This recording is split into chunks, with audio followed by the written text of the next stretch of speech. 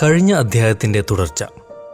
Phone cut ചെയ്ത് പല്ലിറുമിക്കൊണ്ട് Shivanand മാത്യൂസിന് dial ചെയ്തു.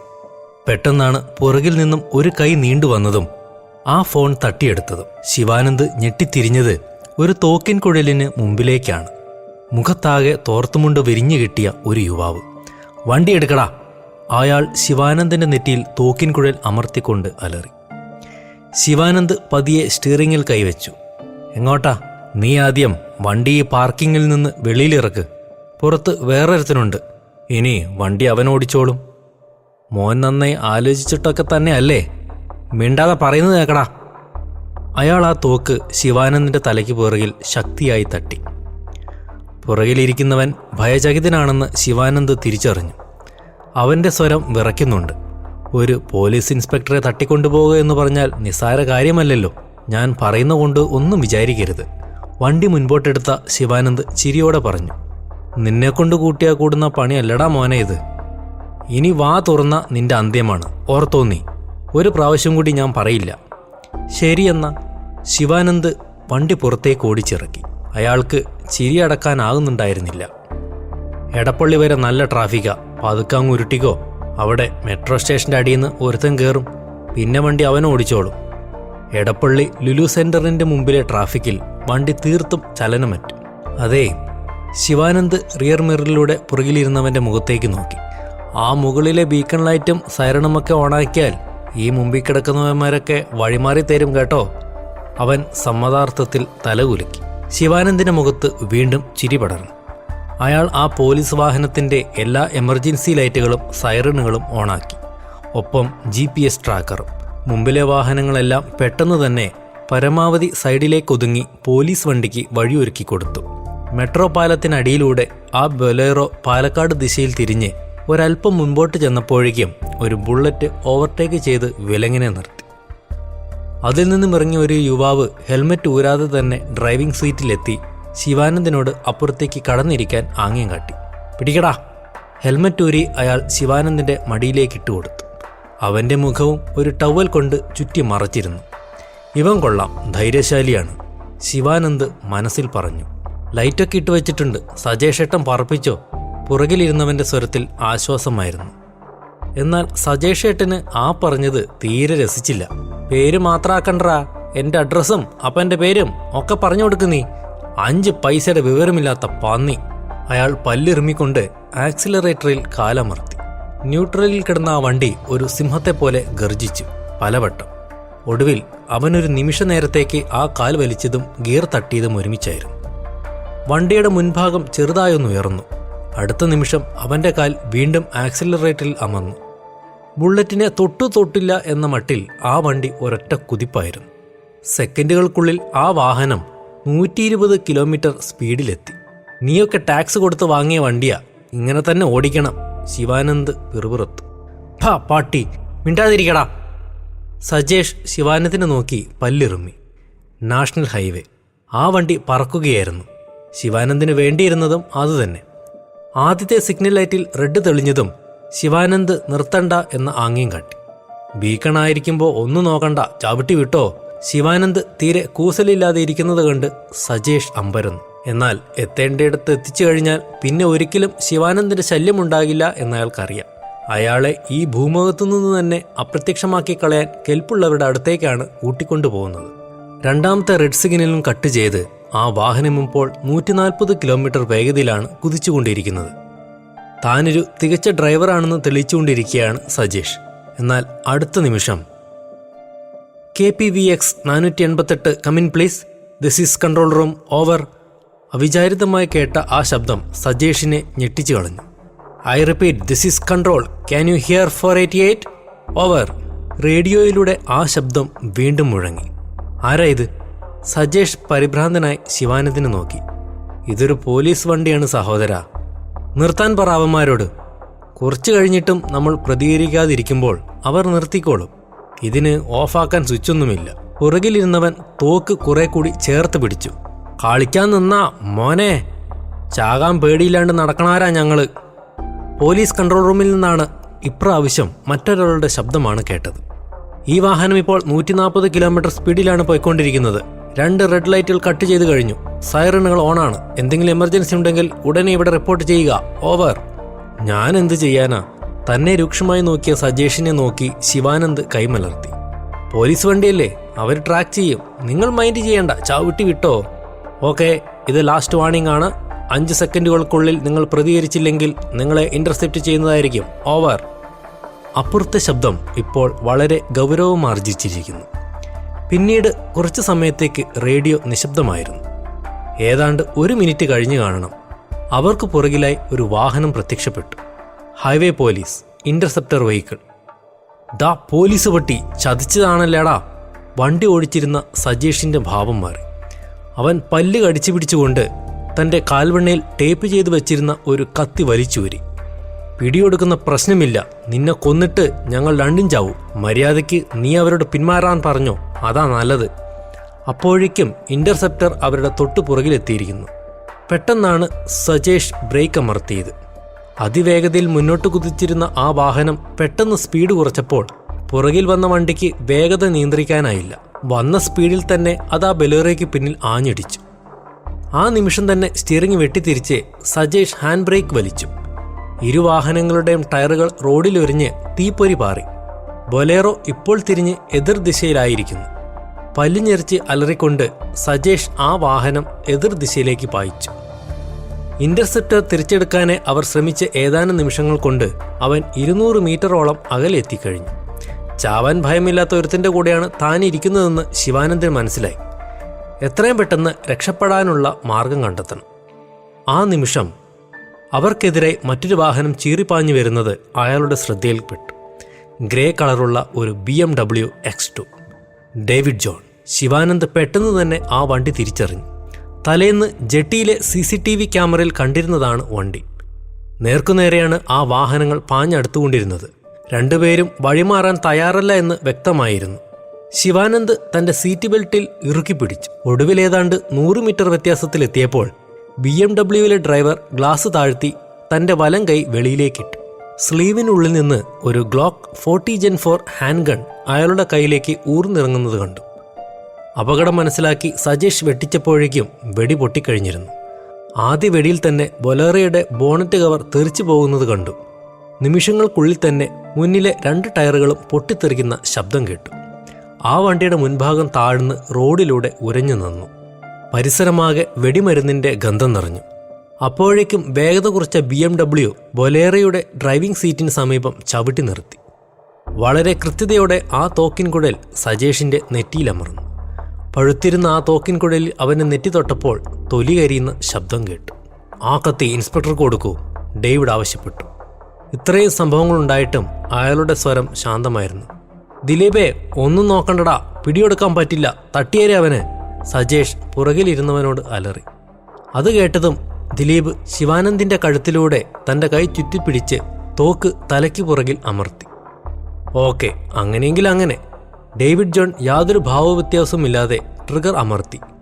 മരിക്കാൻ പേടിയില്ലാത്തവർ മരിക്കുന്നത് തന്നെയാണ് നല്ലത്. സജേഷിന്റെ തല തുളച്ച് ആ വെടിയുണ്ട ശിവാനന്ദിന്റെ മുഖത്ത് തൊട്ടില്ല എന്ന മട്ടിലാണ് പാഞ്ഞുപോയത്. 1/2 സെക്കൻഡിന്റെ വ്യത്യാസത്തിൽ മറ്റവനും വെടിയേറ്റ് പുറകിലോട്ട് മലച്ചു. തന്റെ മുഖത്തെ കൂളിംഗ് ഗ്ലാസ് എടുത്ത് 2 പേരുടെയും മരണം ഉറപ്പാക്കി ഡേവിഡ് ശിവാനന്ദിന് നേരെ തിരിഞ്ഞു. നമ്മൾ ഇനിയും കാണും ഇൻസ്പെക്ടർ. അന്ന് വിശദമായി പരിചയപ്പെടാം. ഇവന്മാർ ചത്തുപോയെന്നോർത്ത് വിഷമിക്കേണ്ട. ജീവനുള്ള 2 എണ്ണത്തിനെ ഞാൻ മാത്യൂസിനെ ഏൽപ്പിച്ചിട്ടുണ്ട്. പ്രഭാകരനെ പൂട്ടാനുള്ള നടപടികൾ തുടങ്ങിക്കോളൂ. ഡേവിഡ് കൈ അയച്ചപ്പോൾ ആ തോക്ക് വീണ്ടും സ്ലീവിനുള്ളിലേക്ക് കയറിപ്പോയി. വെടിയിച്ച കേട്ടപ്പോഴേ ഇന്റർസെപ്റ്റർ നിർത്തിയിരുന്നു. എന്താണ് ഉണ്ടായതെന്ന് ആർക്കും മനസ്സിലായില്ല. വെടിയേറ്റത് ശിവാനന്ദിനായിരിക്കുമെന്നാണ് അവർ കരുതിയത്. എന്നാൽ ശിവാനന്ദ് പുറത്തേക്കിറങ്ങി കൈയുയർത്തി കാണിച്ചപ്പോഴാണ് അയാൾ സുരക്ഷിതനാണെന്ന് മനസ്സിലായത്.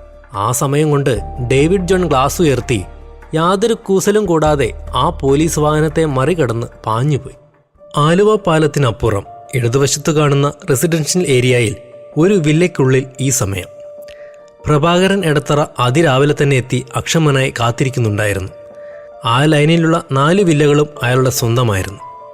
അങ്ങോട്ടേക്ക് മാത്രമായി പ്രത്യേകം ഗേറ്റുകളും സെക്യൂരിറ്റികളും എല്ലാം അയാൾ ഏർപ്പാടാക്കിയിട്ടുണ്ട്. അയാളുടെ സകല രഹസ്യ ഇടപാടുകൾ നടക്കുന്നത് ആ വില്ലകൾക്കുള്ളിലാണ്. എന്നാൽ തീർത്തും ഒരു റെസിഡൻഷ്യൽ ഏരിയ ആയതിനാൽ ആർക്കും ഇന്നുവരെ ഒരു സംശയവും തോന്നിയിട്ടില്ല. അവിടെ ജോലി ചെയ്യുന്ന സെക്യൂരിറ്റി സ്റ്റാഫിന് വരെ. മധ്യത്തിലായുള്ള വില്ല തത്വമസിയിൽ ആയിരുന്നു അയാളപ്പോൾ. അതിൻ്റെ അടുക്കളയിൽ അതിപ്രധാനമായ പരീക്ഷണം നടക്കുകയാണ്.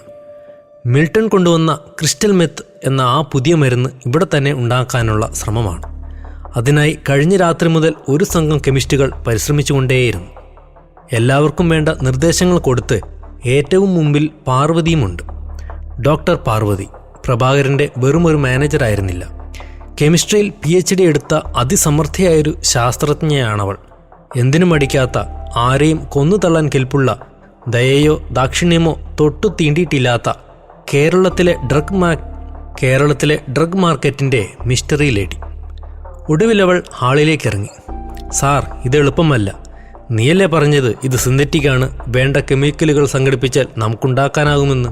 ശരിയാണ്, പക്ഷേ അതിലൊരു കെമിക്കൽ, ഇതിലെ ഏറ്റവും പ്രധാന ചേരുവ മെത്തലമീൻ കിട്ടാൻ അത്ര എളുപ്പമല്ല.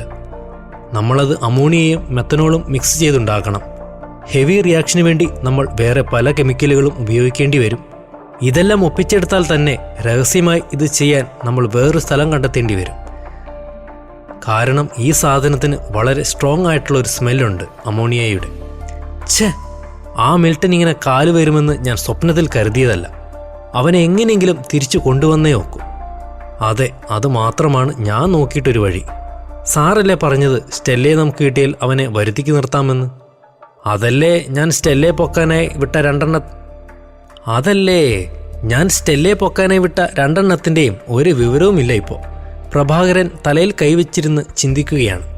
ആ ജോബിൻ രവിയും കൂടെയാണ് പോയത്. ബെസ്റ്റ്. ആ കൊച്ചിനെ പൊക്കിയത് ഡേവിഡ് അല്ലേ? അപ്പോൾ അവനുമായിട്ട് സംസാരിച്ചാൽ? അവനൊക്കെ ഭയങ്കര പ്രൊഫഷണൽ അല്ലേ? അവൻ്റെ ഡീൽ മിൽട്ടനുമായിട്ടാണ്. എന്നോട് ഇടപെടണ്ട എന്നൊക്കെയാണ് പറഞ്ഞത്. അതാ ഞാൻ അവന്മാരെ വിട്ടത് കൊച്ചിനെ പൊക്കാൻ. മറ്റേ പയ്യൻ്റെ കേസെന്തായി? ആ വിനോദിൻ്റെ? ഓ, അത് ഞാൻ ഏർപ്പാടാക്കിയിട്ടുണ്ട്. പാർവതിയുടെ മുഖത്തൊരു ചിരി പടർന്നു. ആ SI ശിവാനന്ദിനെ പൊക്കിക്കൊണ്ട് ഇപ്പോൾ വരും നമ്മുടെ പിള്ളേർ. അയാൾ അടഞ്ഞു നിൽക്കുക.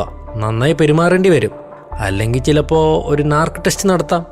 എൻ്റെ കയ്യിൽ കുറേ മരുന്നുകളുണ്ട് പരീക്ഷിക്കാൻ. നന്നായി. SIയൊക്കെ പൊക്കിക്കൊണ്ട് വരുന്നത് ചില്ലറ കളിയല്ല കേട്ടോ. ഒരു ചെറിയ അബദ്ധം പറ്റിയാൽ ഒക്കെ ചീട്ടുകൊട്ടാരം പോലെ തകരും. അയാൾ വീണ്ടും ആലോചനയിലായി. ആ പയ്യൻ ജിജോ ഒപ്പിച്ച പണി ഇതൊക്കെ. അല്ലെങ്കിൽ ഇപ്പോൾ എന്ത് സ്മൂത്തായി നടക്കേണ്ട ഇടപാടാണ് ഇതൊക്കെ. ഞാൻ ആ സജേഷനൊന്ന് വിളിക്കട്ടെ കേട്ടോ. അവരെത്തേണ്ട സമയമായി. അവൻ വണ്ടിയിൽ കയറാൻ നേരത്തെ വിളിച്ചിരുന്നു. പാർവതി തൻ്റെ മൊബൈൽ എടുത്ത് ഡയൽ ചെയ്തു. പിറവം, ഡേവിഡിൻ്റെ ഒളിത്താവളം. Good morning. നതാലിയുടെ കാറ്റ് പോലുള്ള വിളിയൊച്ച കേട്ടാണ് മിൽട്ടൺ കണ്ണു തുറന്നത്. ഒരു കോഫി കുടിക്കൂ, എന്നിട്ട് വേഗം ഫ്രഷായി വരൂ. നമുക്ക് ചില കാര്യങ്ങൾ സംസാരിക്കാനുണ്ട്. അവൾ കയ്യിലിരുന്ന ചൂട് കോഫി അയാളുടെ കയ്യിൽ പിടിപ്പിച്ചു. സോറി, ഞാൻ വല്ലാതെ ഉറങ്ങിപ്പോയി. 1 മിനിറ്റ്, നമുക്ക് സംസാരിക്കാം. അയാൾ കാപ്പി മൊത്തിക്കുടിച്ചുകൊണ്ട് ബാത്റൂമിലേക്ക് നടന്നു. അവൾ തൊട്ടടുത്ത മുറിയിലേക്ക് ചെന്ന് സ്റ്റെല്ല സുരക്ഷിതയാണെന്ന് ഉറപ്പുവരുത്തി. നല്ല ഉറക്കത്തിലാണവൾ. ഒരു കുഞ്ഞു മാലാഖയെപ്പോലെ തോന്നിച്ചു ആ മുഖം. നതാലിയ അടുത്തു ചെന്ന് മാറിക്കിടന്ന ഒരു പുതപ്പെടുത്ത് അവളെ നന്നായി പുതപ്പിച്ചു. തിരിച്ചു ചെന്നപ്പോഴേക്കും മിൽട്ടൺ സംസാരിക്കാൻ തയ്യാറായി ഇരിക്കുന്നുണ്ടായിരുന്നു. ഞാൻ ഇന്നലെ മുതൽ ശ്രദ്ധിക്കുന്നു മിസ്റ്റർ മിൽട്ടൺ. നിങ്ങൾക്കെന്ത് പറ്റി? ആകെ മൂഡ് ഓഫ് ആണല്ലോ. ഞങ്ങൾക്കിത് കഴിഞ്ഞിട്ട് അടുത്ത ജോലിയുണ്ട്. താങ്കൾ എന്താണ് വാൾട്ടറെ വിളിക്കാത്തത്? അയാളും വിളി നിർത്തിയല്ലോ. What is going on? Natalia, Milton മുഖമുയർത്തി. വാൾട്ടർ വിളിക്കാത്തതിന് കാരണം മറ്റൊന്നുമല്ല. അയാൾക്കറിയാം ഞാൻ സ്റ്റെല്ലയെ ഉപദ്രവിക്കില്ലെന്ന്. അതല്ല അയാളുടെ പേടി. പിന്നെ ഞാൻ അവളോട് സത്യങ്ങളെല്ലാം തുറന്നു പറഞ്ഞെങ്കിലോ എന്നാണ് അയാൾ ഭയക്കുന്നത്. എന്ത് സത്യങ്ങൾ? മിൽട്ടൺ മറുപടിയൊന്നും പറയാതെ ചിന്തയിലാണ്ടിരുന്നു. പറയൂ മിൽട്ടൺ. നതാലിയ അയാളെ തട്ടി വിളിച്ചു. നിങ്ങൾക്കറിയുമോ, ഈ കഴിഞ്ഞ ദിവസം ഒരു സ്കൂൾ വിദ്യാർത്ഥി ഡ്രഗ് ഓവർഡോസായി മരിച്ചു. ഒരു ജിജു അല്ല, ജിജോ. നതാലിയ തിരുത്തി. ആഹാ, നിങ്ങൾക്കറിയാമല്ലോ അപ്പോൾ. അതും ഇതുമായിട്ട് എന്താ ബന്ധം മിൽട്ടൺ? അവളുടെ മുഖത്ത് അക്ഷമ നിഴലിച്ചു. ആ പയ്യൻ്റെ മരണവുമായി നേരിട്ടല്ലെങ്കിലും എനിക്കും ബന്ധമുണ്ട്. അതെങ്ങനെ? നതാലിയ എഴുന്നേറ്റു. ആ പയ്യൻ ഓവർഡോസ് ആയത് ഞാനിവിടെ എത്തിച്ച ഒരു ഡ്രഗ് ഉപയോഗിച്ചിട്ടാണ്. മെത്തേൻഫെഡമീൻ എന്ന് പറയും. കേട്ടിട്ടുണ്ടോ? യെസ്. അതാണോ നിങ്ങളും മിസ്റ്റർ പ്രഭാകരനുമായുള്ള ബന്ധം? അതെ. അതായിരുന്നു ഞങ്ങൾ തമ്മിലുള്ള ബന്ധം. പക്ഷേ ഇനിയില്ല. ഇനി ഇത്തരം ഒരു ബിസിനസ്സിനും ഞാനില്ല. എല്ലാം അവസാനിപ്പിച്ചു ഞാൻ. പ്രത്യേകിച്ച് ഇന്നലെ സ്റ്റെല്ലയുടെ മുഖം കണ്ടപ്പോൾ. അയാളുടെ മുഖം വീണ്ടും ആലോചനാ നിമഗ്നമായി. നിങ്ങൾ എന്തൊക്കെ നിർത്തിയെന്ന് പറഞ്ഞാലും നമ്മൾ തമ്മിലൊരു ഡീലുണ്ട്, അത് മറക്കരുത്. ഒരിക്കലുമില്ല നതാലിയ. അതാ ആ സൂട്ട് കേസ്. അയാൾ കൈ ചൂണ്ടി. അതിൽ നിറയെ പണമാണ്. നിങ്ങൾക്ക് ആവശ്യമുള്ളതിലും എത്രയോ ഇരട്ടി. Don't worry. പണമല്ല മിസ്റ്റർ മിൽട്ടൺ. ഏറ്റെടുത്ത ജോലി ഭംഗിയെ തീർത്തിട്ടേ ഞങ്ങൾ പണത്തെപ്പറ്റി ചിന്തിക്കാറുള്ളൂ. നിങ്ങളത് ഭംഗിയെ തന്നെ ചെയ്തു. സ്റ്റെല്ലയെ നിങ്ങൾ എന്നെ ഏൽപ്പിച്ചു. വളരെ സുരക്ഷിതയായി അവളെ നിങ്ങൾ പരിപാലിച്ചു. അവളെ ഉപദ്രവിക്കാൻ വന്നവരെ നിങ്ങൾ... അതൊക്കെ ശരി. അപ്പോൾ നിങ്ങൾ പറഞ്ഞു വരുന്നത് വാൾട്ടറെ ഇനി നിങ്ങൾ വിളിക്കില്ല എന്നാണോ? അല്ല, ഞാൻ വാൾട്ടറെ കാണാൻ പോകുന്നു, നേർക്കുനേർ. സ്റ്റെല്ലയെ ഞാൻ മടക്കി കൊടുക്കുന്നു. ഒരു വട്ടം അയാളോട് മാപ്പ് ചോദിക്കുന്നു. അയാൾ അത് സ്വീകരിച്ചാൽ മടക്കം, അല്ലെങ്കിൽ... അയാൾ ഒന്ന് നിർത്തി. അല്ലെങ്കിലും അടക്കം തന്നെ. ഒരു ശവപ്പെട്ടിയിലായിരിക്കുമെന്ന് മാത്രം. 10 മിനിറ്റുകൾക്ക് മുമ്പ് തകർന്ന ബൊലേറോ സർവീസ് റോഡിലേക്ക് മാറ്റി സജേഷിൻ്റെയും ദിലീപിൻ്റെയും ഡെഡ് ബോഡി പരിശോധിക്കുകയായിരുന്നു ശിവാനന്ദും സംഘവും. ഹൈവേയുടെ ആ ഭാഗം മുഴുവൻ പോലീസ് ബ്ലോക്ക് ചെയ്തു കഴിഞ്ഞു. 2 പേരുടെ കയ്യിൽ നിന്നും ഓരോ ഫോണുകൾ കെട്ടിയിട്ടുണ്ട്. അതിൽ നിന്നും തൻ്റെ ഫോണിലേക്ക് വിളിച്ച് ആ നമ്പറുകൾ മനസ്സിലാക്കി സൈബർ സെല്ലിൽ അറിയിച്ചു കഴിഞ്ഞിരുന്നു. അതിൽ ഏത് ഫോണിലേക്കായാലും അടുത്ത കോൾ ട്രേസ് ചെയ്യാൻ തയ്യാറായിരിക്കുകയാണ് സെൽ. അധികം വൈകിയില്ല. സജീഷിൻ്റെ ഫോണാണ് അടിച്ചത്. ചേച്ചി കോളിംഗ്. ശിവാനന്ദിൻ്റെ മുഖത്തൊരു ചിരി പടർന്നു. ചേച്ചി ആരായിരിക്കുമെന്ന് അയാൾക്കൊരു ധാരണയുണ്ടായിരുന്നു. ഫോണെടുത്തത് സ്പീക്കർ ഫോണിലിട്ടതും പാർവതിയുടെ സ്വരം കേട്ടു. എന്തായി? എല്ലാവരും നിശബ്ദരായിരിക്കാൻ ശിവാനന്ദ് ആംഗ്യം കാട്ടി. സജേഷ്, എന്താ മിണ്ടാത്തേ?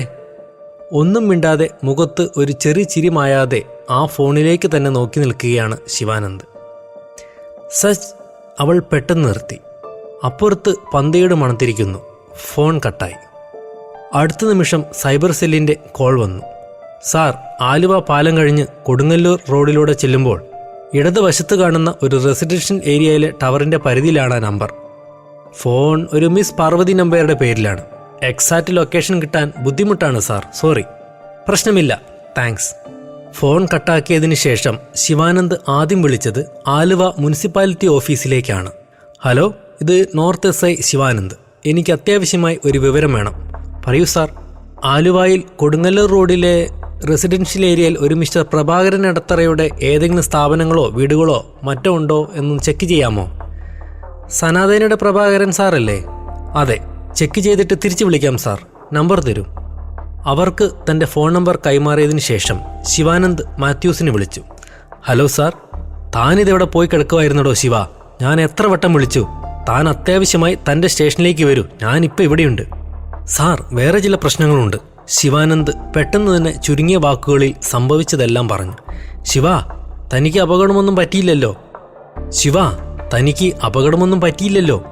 മാത്യൂസ് ആകെ നടുങ്ങിപ്പോയിരുന്നു. ഏയ്, പ്രശ്നമൊന്നുമില്ല സാർ. പക്ഷേ കാര്യങ്ങളാകെ കുഴഞ്ഞു മറിഞ്ഞു. ആ ഡേവിഡ് അപ്പോൾ എന്തിനു വന്നെന്ന് മനസ്സിലാകുന്നില്ല. അതവിടെ നിൽക്കട്ടെ, നമുക്ക് അന്വേഷിക്കാം. അവൻ എനിക്കും ഒരു ഫേവർ ചെയ്തു തന്നെന്നാണ് തോന്നുന്നത്. അതെന്താണ് സാർ? താൻ പറഞ്ഞില്ലേ ഡേവിഡ് 2 ഡെഡ് ബോഡീസ് ചാക്കിലാക്കി കൊണ്ടുപോകുന്ന കണ്ടെന്ന്? ഉവ്, ആ ഡെഡ് ബോഡീസ് 2ഉം അവൻ എൻ്റെ വണ്ടിയിൽ കൊണ്ടിട്ടിട്ടാണ് തൻ്റെ അടുത്തേക്ക് വന്നത്. പക്ഷേ ഡെഡ് ബോഡീസ് ആയിരുന്നില്ല. 2നും ജീവനുണ്ടായിരുന്നു എന്ന് മാത്രം. ഒപ്പം ഒരു എഴുത്തും. വാട്ട്? എന്തൊക്കെയാ നടക്കുന്നത് സാർ? ഒരു പിടിയും കിട്ടുന്നില്ലല്ലോ. ഇവന്മാരെ കൈകാര്യം ചെയ്താൽ പ്രഭാകരനെ പൂട്ടാനാകും എന്നാണ് എഴുത്തിൽ പറഞ്ഞിരിക്കുന്നത്. ഞാനിവരെ ഒന്ന് വിശദമായി ക്വസ്റ്റ്യൻ ചെയ്യട്ടെ. 2നെയും ആരോ നന്നായി പെരുമാറിയിട്ടുണ്ട്. അതിലൊരുത്തൻ ജോബി, ഗുണ്ടയാ, ഐഡന്റിഫൈ ചെയ്തിട്ടുണ്ട്. ആഹാ, എനിക്കറിയാം അവനെ. കുറേയായി എൻ്റെ കണ്ണും വെട്ടിച്ച് നടക്കുന്നു. അവനും പ്രഭാകരനും തമ്മിൽ കണക്ഷൻ ഉണ്ടെങ്കിൽ എല്ലാം എളുപ്പമായി സാർ. നമുക്ക് അയാളെ പൊക്കാം. ഈ സമയം മുനിസിപ്പാലിറ്റിയിൽ നിന്നും കോൾ വരുന്നത് ശിവാനന്ദ് ശ്രദ്ധിച്ചു. ഞാൻ തിരിച്ചു വിളിക്കാം സാർ. ഒരു പ്രധാന വിവരം കിട്ടാൻ സാധ്യതയുണ്ട്, ഉടൻ തന്നെ. അയാൾ അടുത്ത കോൾ അറ്റൻഡ് ചെയ്തു. സാർ, അദ്ദേഹത്തിന് അവിടെ 4 വില്ലകളുണ്ട്. സ്റ്റാഫ് അക്കോമഡേഷന് വേണ്ടി സനാതന ഗ്രൂപ്പ് വാടകയ്ക്കെടുത്തിരിക്കുന്നതാണ്. ഓണർഷിപ്പും അദ്ദേഹത്തിൻ്റെ പേരിൽ തന്നെ. ആഹാ, ബ്യൂട്ടിഫുൾ. ശിവാനന്ദിന് സന്തോഷം അടക്കാനായില്ല. ആരെ വിളിച്ചാൽ എനിക്കിപ്പോൾ ഒരു ബറ്റാലിയൻ പോലീസിനെ കിട്ടും. ഒരു നിമിഷം കളയാനില്ല. അവനെ നമുക്ക് പൊക്കണം. അയാൾ ആവേശത്തോടെ തൻ്റെ കൈകൾ കൂട്ടിത്തിരുമി. Flash back. 20 വർഷങ്ങൾക്ക് മുൻപ് ന്യൂ ഓർലാൻഡ്സിലെ വാൾട്ടറിൻ്റെ വീട്ടിൽ ഒരു വൈകുന്നേരം. പപ്പ, വാൾട്ടർ ഉറങ്ങുകയായിരുന്ന വൃദ്ധനെ തട്ടി വിളിച്ചു. മതി ഉറങ്ങിയത്, രാത്രിയാകാൻ പോകുന്നു. ഇനി രാത്രിയിലെ ഉറക്കം എപ്പോഴാ? ക്രിസ്റ്റഫർ ലെവിൻ ചാടി എഴുന്നേറ്റു. വാൾട്ട്? എന്താ പപ്പ? അദ്ദേഹത്തിൻ്റെ ഭാവമാറ്റം കണ്ട് വാൾട്ടർ അമ്പരന്നു. ഹോ, ഒരു വല്ലാത്ത സ്വപ്നം. അദ്ദേഹം കണ്ണുകൾ ഇറുക്കി അടച്ചു തുറന്നു.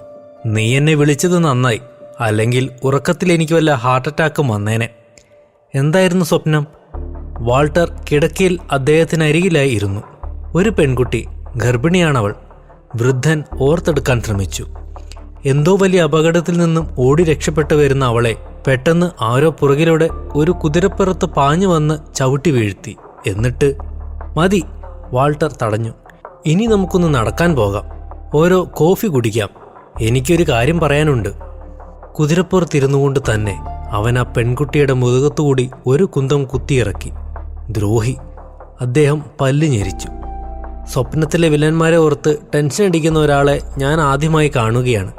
വാൾട്ടർ ചിരിച്ചുകൊണ്ട് പിതാവിനെ പിടിച്ചെഴുന്നേൽപ്പിച്ചു. എൻ്റെ സ്വപ്നങ്ങൾ വ്യത്യാസമുണ്ട് കുഞ്ഞേ. പിറുപിറുത്തുകൊണ്ട് അദ്ദേഹം അയാളെ പിന്തുടർന്നു. ഞാൻ കാണുന്നത് നടക്കാനിരിക്കുന്ന കാര്യങ്ങളാണ്, നിനക്കറിയില്ല. ഓ, വൂഡു കഥയാണെങ്കിൽ ദയവ് ചെയ്ത് എന്നോട് പറയണ്ട. എനിക്ക് വേറെ അത്യാവശ്യമുള്ള ഒത്തിരി കാര്യങ്ങൾ പറയാനുണ്ട്. വൂഡു! വൃദ്ധൻ പുഞ്ചിരിച്ചു. ഞാൻ മരിക്കുമ്പോൾ നിനക്ക് തന്നിട്ട് പോകാൻ ആകെയുള്ളത് അതാണ് എൻ്റെ ആകെയുള്ള സമ്പാദ്യം. ഓക്കെ, നമുക്കെന്തായാലും ഇന്ന് മരിക്കണ്ട. വാൾട്ടർ അദ്ദേഹത്തെ കാറിലേക്ക് പിടിച്ചു കയറ്റി. തുടർന്ന് 1 മണിക്കൂറോളം വണ്ടി ഓടിച്ചാണ് അവർ ആ നദിക്കരയിലെത്തിയത്. മിസിസിപ്പിയുടെ നദിയിൽ ഒരു കൊച്ചു കൈവഴിയായ ടോട്ടം എന്നൊരു കൊച്ചരുവി. വെള്ളപ്പൊക്കമില്ലെങ്കിൽ മാത്രം തുറക്കുന്ന ഒരു കൊച്ചു റെസ്റ്റോറൻ്റ് ഉണ്ട് അവിടെ. ഇന്ത്യാന എന്നൊരു പേര് വലുതായി എഴുതി വച്ചിരിക്കുന്നു. പക്ഷേ ആ പേരിൻ്റെ വലുപ്പത്തിനനുസരിച്ചുള്ള സംവിധാനങ്ങളൊന്നും ആ റെസ്റ്റോറൻറ്റിനില്ല. ഒരു മൺതിട്ടയിൽ ഏതാനും മേശകളും കസേരകളും, മുകളിൽ കുറെ സ്റ്റെപ്പുകൾക്കും അപ്പുറം ഒരു കിച്ചൺ. ആ അരുവി അവിടെ വെച്ച് 2ആയി പിരിയുകയാണ്. മറിഞ്ഞു കിടക്കുന്ന ഒരു വൻ മരമുണ്ടവിടെ. അതും റെസ്റ്റോറൻറ്റിൻ്റെ ഭാഗമാക്കി കഴിഞ്ഞിരുന്നു. അതിൽ കസേരകൾ പോലെ വെട്ടി മുൻപിൽ മേശയിട്ട് ഒരു നീളൻ ഫാമിലി ഡൈനിങ്. ആ മരത്തടിയുടെ ഏറ്റവും അങ്ങേയറ്റത്താണ് വാൾട്ടർ ക്രിസ്റ്റഫറിനെ കൂട്ടിക്കൊണ്ടുപോയത്. ഒരൊറ്റ മനുഷ്യജീവി ഉണ്ടായിരുന്നില്ല അവിടെ എങ്ങും. അതിമനോഹരമായ ആ നദിക്കരയിലിരുന്ന് മകൻ പിതാവിൻ്റെ തോളിൽ കൈയിട്ടു. ഈ ലോകത്ത് എനിക്ക് ഏറ്റവും ഇഷ്ടമുള്ള മനുഷ്യനാണ് താങ്കൾ. മറ്റാരുടേതിനേക്കാളും ഞാൻ വിലമതിക്കുന്നത് പപ്പയുടെ അഭിപ്രായത്തെയാണ്. കൂടുതൽ വിശദീകരിക്കേണ്ട. ക്രിസ്റ്റഫർ കുലുങ്ങി ചിരിച്ചുകൊണ്ട് വാൾട്ടറുടെ കൈ തൻ്റെ തോളിൽ നിന്ന് അടർത്തി മാറ്റി. നീ ആരെയോ പ്രേമിക്കാൻ തുടങ്ങിയിരിക്കുന്നു. വാൾട്ടറുടെ മുഖത്ത് ചമ്മൽ പ്രകടമായിരുന്നു. മാഗിയല്ലേ വാൾട്ടർ?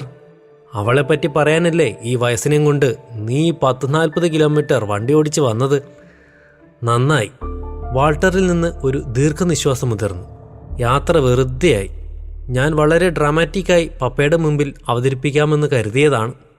അതിരിക്കട്ടെ, അവൾക്ക് നിന്നെ ഇഷ്ടമാണോ? ആയിരിക്കും, എനിക്ക് ഉറപ്പാണ്. നീ ഇതുവരെ ചോദിച്ചില്ലേ? ക്രിസ്റ്റഫർ അമ്പരന്നു. വാൾട്ടർ ആലോചനയിലായി. കുഞ്ഞേ, ക്രിസ്റ്റഫർ മകൻ്റെ തോളിൽ പിടിച്ചു. അവൾ ജോലിയിൽ നിന്റെ പാർട്ട്ണറാണ് എന്ന് കരുതി അവൾക്ക് റൊമാൻറ്റിക്കായി നിന്നോട് താല്പര്യമുണ്ടാകണമെന്നില്ല. അതാണ് പപ്പ എൻ്റെ പ്രശ്നം. അതാണ് എൻ്റെ ഭയം മുഴുവനും. അവളെങ്ങാൻ നോ പറഞ്ഞാൽ പിന്നെ ഞങ്ങൾക്ക് ഒരുമിച്ച് ജോലി ചെയ്യാൻ പോലും പറ്റാതാകും.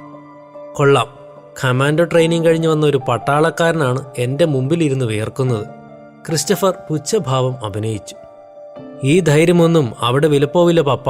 വാൾട്ടർ ചിരിച്ചു. അതുമാത്രമല്ല പ്രശ്നം, ഒരിക്കലും പാർട്ട്ണറായ ഒരു ഓഫീസറുമായി യാതൊരുവിധ റൊമാൻറ്റിക് ബന്ധങ്ങളും പാടില്ല എന്നതാണ് നിയമം. സോ ഇത് മുന്നോട്ട് പോകണമെങ്കിൽ ഞാൻ ജോലി രാജിവെക്കണം. കണ്ടോ, ഒരു പെണ്ണ് വരുത്തി വയ്ക്കുന്ന വിനകൾ കണ്ടോ? വൃദ്ധൻ പൊട്ടിച്ചിരിച്ചു. എൻ്റെ കുട്ടി, നീ അതൊന്നും ഓർത്ത് വിഷമിക്കരുത്. ഒരു പെണ്ണിന് വേണ്ടി ജോലി കളയുന്നതൊന്നും ഒരു വിഷയമല്ല. ചിലപ്പോൾ ജീവൻ തന്നെ കളയേണ്ടി വന്നേക്കാം. പക്ഷേ ആ പെണ്ണിന് നിന്നെ ഇഷ്ടമായിരിക്കണം.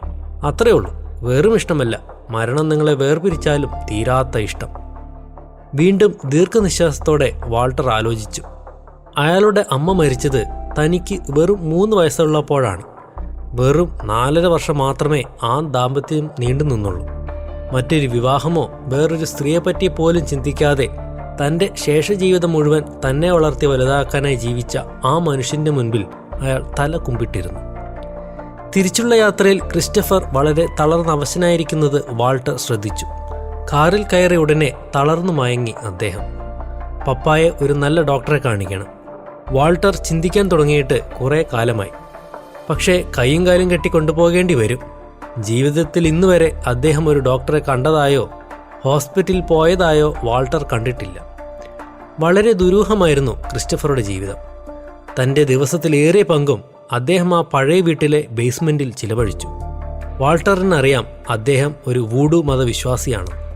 തലമുറകളായി ആ ആരാധനാ രീതികൾ തുടർന്നു വരുന്നവരാണ് ലെവിൻ കുടുംബം. വൂഡു രീതികളെക്കുറിച്ച് ഒരൽപ്പം സംസാരിച്ചിട്ട് മുന്നോട്ട് പോകാമെന്ന് കരുതുന്നു. ഇത് കഥാകൃത്താണ് സംസാരിക്കുന്നതെന്ന് കരുതുക. 17-ാം നൂറ്റാണ്ടിൽ ആഫ്രിക്കയിൽ നിന്നും എത്തിച്ച അടിമകൾ പിന്തുടർന്ന ഒരു വിശ്വാസ രീതിയാണ് വൂഡു. ഒരു മതവിശ്വാസം എന്ന് തന്നെ പറയാം. ഇന്നും ന്യൂ ഓർലാൻഡ്സിൽ ഈ വിഭാഗക്കാരെ കാണാൻ സാധിക്കും. അവരെ സംബന്ധിച്ച് ഈ പ്രപഞ്ചത്തിലെ ഓരോ കണങ്ങളിലും ഈശ്വര ചൈതന്യമുണ്ട്. എല്ലാം പരസ്പരം ബന്ധപ്പെട്ടിരിക്കുന്നു. ഒന്നിന് മറ്റൊന്നിനെ സ്വാധീനിക്കാനാവും. എൻറ്റാങ്കിൾമെന്റ് എന്നൊരു പ്രതിഭാസമുണ്ട്. ക്വാണ്ടം മെക്കാനിക്സ് പോലുള്ള അതിനൂതന ശാസ്ത്രശാഖകൾ കണ്ടെത്തുന്നതിനും നൂറ്റാണ്ടുകൾക്ക് മുൻപ് ഈ പ്രതിഭാസം തിരിച്ചറിഞ്ഞവരാണ് പുരാതന ആഫ്രിക്കക്കാരും നമ്മൾ ഇന്ത്യക്കാരും. വൂഡു എഴുത്തോലകളിൽ ഈ വിദ്യ പണ്ടേ വിവരിച്ചിട്ടുണ്ട്. പക്ഷേ മറ്റൊരു തരത്തിലാണെന്ന് മാത്രം. ക്വാണ്ടം എൻറ്റാങ്കിൾമെന്റിനെ പറ്റി എൻ്റെ വരാനിരിക്കുന്ന ഒരു കഥയിൽ വിശദമായി പ്രതിപാദിക്കുന്നുണ്ട്. ഇവിടെ സമയക്കുറവ് മൂലം വിവരിക്കുന്നില്ല. ഗൂഗിളിൽ സെർച്ച് ചെയ്താൽ അല്ലെങ്കിൽ യൂട്യൂബിൽ നോക്കിയാൽ ഈ വിഷയത്തെപ്പറ്റി ധാരാളം വിവരങ്ങൾ ലഭിക്കുന്നതാണ്. വൂഡുവിലെ ചില പ്രത്യേക മന്ത്രങ്ങളും കർമ്മങ്ങളും സ്വായത്തമാക്കിയാൽ നമുക്ക് ഒരു വ്യക്തിയെ ജീവനില്ലാത്ത ഒരു വസ്തുവിലേക്ക് ആവാഹിക്കാനാകും എന്നാണ് വിശ്വാസം. പിന്നീട് ആ വസ്തുവിൽ നമ്മൾ എന്തൊക്കെ ചെയ്താലും അത് ആ വ്യക്തിയിലും പ്രതിഫലിക്കും. അതുപോലെ തന്നെ നമുക്ക് വരുന്ന രോഗങ്ങൾ ഓരോന്നും നമ്മളിലെ ഈശ്വര ചൈതന്യത്തിലുണ്ടാകുന്ന വ്യതിയാനങ്ങളായി കണക്കാക്കി വളരെ ഫലപ്രദമായ ചികിത്സകൾ കണ്ടെത്തിയിട്ടുണ്ട് ഇവർ. അമേരിക്കൻ റെഡ് ഇന്ത്യൻസ് പിന്തുടരുന്ന വിചിത്ര ചികിത്സാരീതികൾ പലതും ഇങ്ങനെ വന്നിട്ടുള്ളതാണ് എന്ന് കരുതുന്നു. എന്നാൽ ഇതിലൊന്നും വിശ്വാസമില്ലായിരുന്നു വാൾട്ടറിന്. അയാൾ ഏതാണ്ട് 14-ാം വയസ്സിൽ തന്നെ സ്വയം ഒരു നിരീശ്വരവാദിയായി പ്രഖ്യാപിച്ചു. കൂടുതലും അതിന് കാരണമായത് തൻ്റെ ഏറ്റവും അടുത്ത കൂട്ടുകാരനായ മിൽട്ടണുമായുള്ള സമ്പർക്കമായിരുന്നു. വിശ്വാസരീതികളിലെ പൊരുത്തക്കേടുകൾ ആദ്യമൊക്കെ ക്രിസ്റ്റഫർ എതിർത്തെങ്കിലും പതിയെ പതിയെ അത് ഉൾക്കൊള്ളാൻ അയാൾ തയ്യാറായി. കാരണം അയാൾക്കറിയാം, എത്രയൊക്കെ തെറ്റുപറ്റിയാലും ഒരിക്കൽ വാൾട്ടർ തിരിച്ചു വരുമെന്ന്. അന്ന് അവർ തിരിച്ച് വീട്ടിലെത്തിയപ്പോൾ മുറ്റത്ത് തന്നെ അവരെ കാത്ത് ഒരു പോലീസ് കാർ കിടപ്പുണ്ടായിരുന്നു. വാൾട്ടർ, വേഗം റെഡിയായി വരൂ. കാറിൽ നിന്നും ഇറങ്ങാതെ തന്നെ മാർഗരറ്റ് ആവശ്യപ്പെട്ടു. ഒരു ഡീൽ നടക്കുന്നുണ്ടെന്ന് ഇൻഫർമേഷൻ കിട്ടിയിട്ടുണ്ട്. Crystal meth. ആ മയക്കുമരുന്നിൻ്റെ പേര് കേട്ട നിമിഷം തന്നെ വാൾട്ടറുടെ മനസ്സിൽ മിൽട്ടന്റെ മുഖം തെളിഞ്ഞു. 2 മിനിറ്റ്സ്. അയാൾ പപ്പയുമായി തിടുക്കത്തിൽ വീട്ടിലേക്ക് കയറി. വാൾട്ട്, ക്രിസ്റ്റഫർ അവൻ്റെ ചെവിയിൽ മന്ത്രിച്ചു. വൈകിക്കരുത്. ഇന്ന് തന്നെ നീ അവളോട് നിന്റെ മനസ്സിലുള്ളത് പറയണം. വാൾട്ടർ തല കുലുക്കി. ഹേയ് മിസ്റ്റർ ലെവിൻ, കയറാൻ സമയമില്ല, ബിസിയാ. മാർഗരറ്റ് കാറിൽ നിന്നും ക്രിസ്റ്റഫറിനെ നോക്കി കൈവീശി കാണിച്ചു. ക്രിസ്റ്റഫർ ഒരു നിമിഷം അവളുടെ ചിരിക്കുന്ന മുഖം നോക്കി നിന്നു. എന്നിട്ട് വീണ്ടും വാൾട്ടറുടെ ചെവിയിൽ മന്ത്രിച്ചു. എനിക്ക് അവളെ വല്ലാതെ ഇഷ്ടമാണ് വാൾട്ട്. പ്ലീസ്, നീ നിന്റെ ചാൻസ് നശിപ്പിക്കരുത്. ഇന്ന് തന്നെ അവളോട് പറയണം, ഓക്കെ? തീർച്ചയായും. ഞാൻ പോകട്ടെ. പപ്പ എന്തെങ്കിലും എടുത്ത് കഴിച്ചിട്ട് കിടക്കൂ. വാൾട്ടർ ചിരിയോടെ പിതാവിനെ അദ്ദേഹത്തിൻ്റെ ബെഡിലിരുത്തി. എന്നിട്ട് യൂണിഫോം ധരിക്കാനായി തൻ്റെ മുറിയിലേക്ക് നടന്നു. ഹേ വാൾട്ട്, മാഗി തട്ടി വിളിച്ചപ്പോഴാണ് വാൾട്ടർ ചിന്തയിൽ നിന്ന് ഉണർന്നത്. ഇതാ ബിനീഷാണ്. അവർ ഫോൺ അയാളുടെ കയ്യിൽ പിടിപ്പിച്ചു. വാൾട്ടർ ചിന്തയോടെ മാഗിയെ തന്നെ നോക്കി ഒരു നിമിഷം ഇരുന്നിട്ടാണ് ഫോൺ അറ്റൻഡ് ചെയ്തത്. Hello mister Walter, good news ഉണ്ട്. പറയൂ. ആ പയ്യൻ ഡേവിഡ് ജോണിൻ്റെ ഇടത്താവളം ഞങ്ങൾ കണ്ടുപിടിച്ചു. പിറവം എന്നൊരിടത്താണ്. അതെ, ആ സ്ഥലപ്പേര് ഞാനാണല്ലോ നിങ്ങൾക്ക് പറഞ്ഞു തന്നത്. യെസ്, ആ വീട് ഞങ്ങൾ കണ്ടു. പക്ഷേ അവിടെ നിർത്തി ഇറങ്ങി നോക്കാൻ ഒരു ധൈര്യക്കുറവ്. ആ ഏരിയ പോലീസ് നിരീക്ഷണത്തിലാണെന്നല്ലേ മാത്യൂസ് പറഞ്ഞത്? വീട് അതാണെന്ന് ഉറപ്പാണോ? തീർച്ചയായിട്ടും. BMW കാർ ഈ വില്ലേജിൽ ആർക്കും തന്നെ ഇല്ല. സോ ഇങ്ങനെയൊരു കാർ അതിലെ പോയപ്പോൾ നാട്ടുകാരിൽ പലരും ശ്രദ്ധിച്ചിരുന്നു. അങ്ങനെയാണ് വീട് കിട്ടിയത്. ഇനി അടുത്ത നീക്കം പറഞ്ഞാൽ അതേപോലെ ചെയ്യാം. പക്ഷേ എന്തുകൊണ്ടും ഞാൻ ഇടപെടുന്നതിനേക്കാൾ സേഫായിരിക്കുക വാൾട്ടർ തന്നെ ഇങ്ങോട്ട് പുറപ്പെടുന്നതായിരിക്കും. Yes, you are right. വെറുതെ ചെന്ന് പോലീസിന്റെ വായിൽ തലവെച്ചു കൊടുക്കണ്ട. ഞാനിതാ വരുന്നു, എനിക്ക് ആ ലൊക്കേഷൻ ഒന്ന് അയക്കൂ. വാൾട്ടർ നേരത്തെ തയ്യാറായിരിക്കുകയായിരുന്നു. ബിനീഷിന്റെ അധോലോക ബന്ധങ്ങൾ വെച്ച് അയാൾ എന്തായാലും ഡേവിഡിനെ കണ്ടെത്തുമെന്ന് അയാൾക്ക് ഉറപ്പായിരുന്നു. അയാൾ എഴുന്നേറ്റ് പുറത്തേക്കിറങ്ങാൻ തുടങ്ങിയതും മാഗി കൈ ഉയർത്തി. യെസ് മാഗി, അവൻ ഇന്ന് കാണുമോ മിൽട്ടണെ? അറിയില്ല, അവൻ്റെ കാര്യമൊന്നും ബിനീഷ് പറഞ്ഞില്ല. പക്ഷേ സ്റ്റെല്ല മിക്കവാറും ഞാൻ പോകുന്നിടത്ത് കാണും, ഒരുപക്ഷെ ഡേവിഡും. ആദ്യം അതൊന്ന് ഡീൽ ചെയ്യട്ടെ, എന്നിട്ട് മിൽട്ടൺ. Please be careful. തീർച്ചയായും മാഗി. അയാൾ അവരുടെ കവിളിൽ തലോടി.